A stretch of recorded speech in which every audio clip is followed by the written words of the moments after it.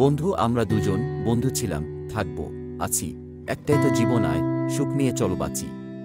সেই অনূর্ধ্ব 15, 17, 19 দলে একসাথে খেলা, সেখান থেকে জাতীয় দলে আসা, দিন দিন যত এগিয়েছে বন্ধুত্ব হয়েছে গভীর। একই ফ্ল্যাটে একসাথে থাকা, একসাথে প্র্যাকটিসে যাওয়া, খেলা নিয়ে আড্ডা দেওয়া থেকে একসাথে বেড়ানো, যেখানেই যাওয়া হতো ক্যামেরা লেন্সে তাদের একসাথে দেখা যেত। সাকিবই একবার সাক্ষাৎকারে প্রিয় রং সবুজ বলার পরই বলেছেন প্রিয় বন্ধু তামিম ইকবাল।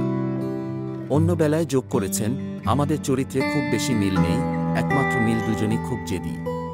সেই জেদ থেকে মাঝে মাঝে ঝগড়া হতো, সময় গড়ালে মনের রাগ গলে যেত। হয়তো সাকিব, নয়তো তামিম, একজন এগিয়ে এসে ভাব জমিয়ে নিত। হঠাৎ করে দুই বন্ধুর মনে ফাটল ধরেছিল, বহুদিন ভাব বিনিময় বন্ধ ছিল। 2009 এশিয়া কাপ সিরিজে এসে সেই অভিমানের পাথর বলতে বাধ্য হল।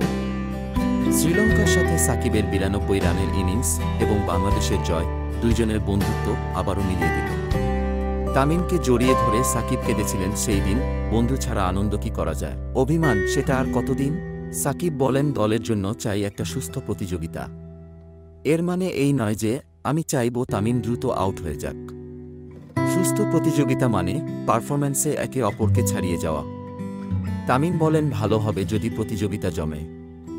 আমি যদি কাউকে হারাতে চাই, ও যদি আমাকে হারাতে চায়, এটা ভালো। সাকিব তিনে ব্যাট করায় এখন অনেক বেশি ওভার খেলতে পারবে, আমাকেও পারফর্ম করতে হবে।